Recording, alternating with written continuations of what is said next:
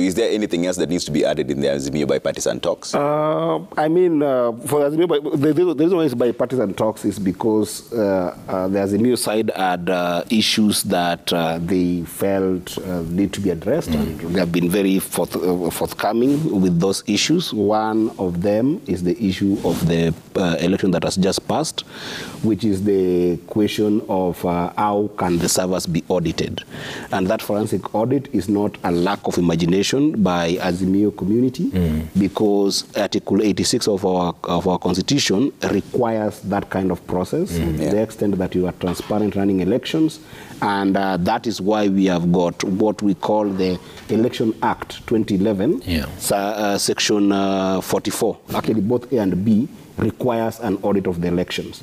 If you look at the IBC's own act, Section 23, also requires the auditing of IBC assets. So it's a practice that we must encourage, and there's nothing wrong with that. If the elections were free and fair, there's nothing wrong with auditing the servers. Number two is the fact that we are going to another election 2027, and there is need to be able to put a referee that everybody agrees on, and even the formula for getting that. Number three is the issue of high cost of living. There are policies that have been put in place that have deprived Kenyans fundamental opportunities to be able to thrive, and the government has just basically turned against its own people. We can correct that. And then number four is the issue that I was telling Njeri, a very simple issue of democratization processes in the country, and anchoring the National Assembly and the Senate in the tenets of Article 4 of the Constitution, and encourage that multipartyism so that MPs are not bought. Then the last one that I saw coming out, because the other side had tried to hint around,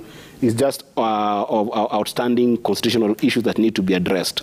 But then as I finish, and I'm going to be perhaps ask this just in the psyche and the mind of Kenyans, and I'm going to say that UDA has an agenda. Na tukatai. But the fundamental question that the Kenyans should ask themselves, can that agenda only be able to be achieved by one single community? That's actually the single question that the churches are asking today. Everybody's asking today. The papers are asking here today, that are you convinced that the UDA agenda can only be achieved by one single community?